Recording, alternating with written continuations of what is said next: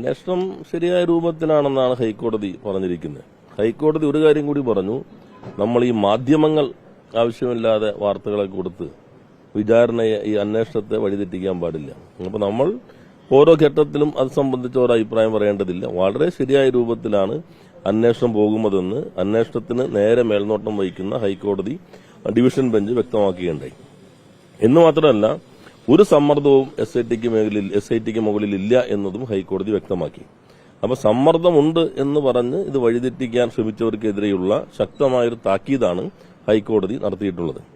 നിങ്ങളൊന്നും പിന്നെ അങ്ങനെ പറഞ്ഞ ആളുകൾ അങ്ങനെ പറഞ്ഞു എന്നുള്ളത് വിധി വരുമ്പോൾ നിങ്ങളെല്ലാവരും മറന്നുപോകുന്നതുകൊണ്ട് അത്തരം ചോദ്യങ്ങളൊന്നും വരാതിരിക്കുന്നതാണ്. അതുപോലെ മറ്റു പല പുതിയ ബന്ധങ്ങളൊക്കെ ഉണ്ട് എന്ന് പറഞ്ഞ് അതുപോലെ വളരെ പ്രധാനപ്പെട്ട ചില ചിത്രങ്ങളെല്ലാം പുറത്തു വന്നിട്ടുണ്ട്. അപ്പോൾ തുടക്കം മുതലുള്ളൊരു അന്വേഷണത്തിലേക്ക് ഇപ്പോൾ SIT വരുന്നു, എല്ലാ കാര്യങ്ങളിലും ഒരു പരിശോധന വരുന്നു എന്നാണ് മനസ്സിലാക്കാൻ കഴിയുന്നത്. ബാക്കി ഹൈക്കോടതിയാണ് അതിന് മേൽനോട്ടം വഹിക്കുന്നത്. ഈ ഘട്ടത്തിൽ ഗവൺമെന്റ് അത് സംബന്ധിച്ച് പ്രത്യേകമായിട്ടുള്ള അഭിപ്രായ പ്രകടനങ്ങൾ നടത്തുന്നില്ല.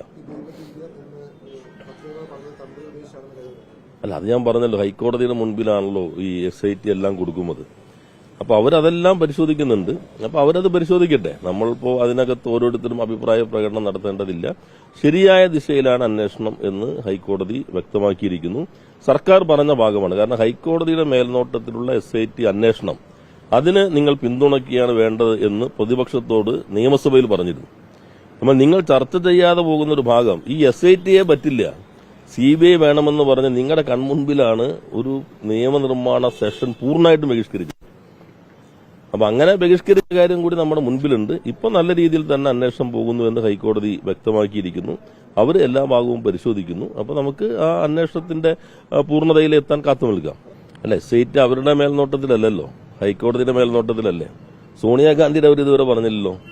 കട്ടവനും കട്ട മുതൽ വാങ്ങിയവനും ഒത്താശ ചെയ്തു കൊടുത്തയാളും ഒരേ ഫ്രെയിമിൽ വന്ന 2 ഘട്ടങ്ങൾ സോണിയാഗാന്ധിക്കൊപ്പം ഉള്ളതാണ്. അപ്പൊ അത് സംബന്ധിച്ച് ഇതുവരെ വിസ്തീർണം നൽകിയിട്ടില്ല. അതിപ്പോ ഇവിടെ ഇപ്പൊ ഞാൻ നിൽക്കുന്നു, ഒരാളൊന്ന് പടം എടുക്കുന്ന പോലെ അല്ലല്ലോ. അനുമതി വാങ്ങി അങ്ങോട്ട് പോകുന്നു. ബെല്ലാരി എന്ന സ്ഥലത്തിന്റെ പ്രത്യേകത ഇതൊന്നും ചർച്ച ചെയ്യപ്പെട്ടിട്ടില്ല. പക്ഷെ അതിനകത്ത് ഞങ്ങളൊരു അഭിപ്രായം പറയുന്നില്ല. SIT എല്ലാ ഭാഗവും അന്വേഷിക്കട്ടെ. പ്രതിപക്ഷം ഓരോ ദിവസം വരെ നിലപാടാണ്. തുടക്കത്തിൽ അവർ SIT വേണ്ടെന്നല്ലേ പറഞ്ഞു. പിന്നെ SIT ശരിയായ ദിശയിൽ ഞങ്ങൾ ഒരിക്കലും SIT തള്ളി പറഞ്ഞിട്ടില്ല എന്ന് പറഞ്ഞു. അത് പ്രതിപക്ഷ നേതാവ് പറയുമ്പോൾ നിങ്ങൾ അത് കേട്ടു നിന്നു. അപ്പൊ നിങ്ങൾ എന്തിനാ നിയമസഭ ബഹിഷ്കരിച്ചെന്ന് ആരും ചോദിച്ചായിട്ട് കണ്ടില്ല. അല്ല, അത് SIT ഹൈക്കോടതിന് വേണ്ടിയിട്ടില്ല. സോണിയാഗാന്ധിയെ രക്ഷപ്പെടുത്താന്ന് ഞങ്ങൾ പറയുന്നില്ലല്ലോ. ഇന്ത്യയിലെ ഏക രാഷ്ട്രീയ നേതാവിന്റെ ഏതെങ്കിലും ബന്ധുവിന് വിദേശത്ത് പുരാവസ്തു കച്ചവടമുള്ളത് ആരാണെന്ന് ഞങ്ങൾ പറയുന്നില്ലല്ലോ. അതൊക്കെ SIT അല്ലേ അന്വേഷിക്കണ്ടേ.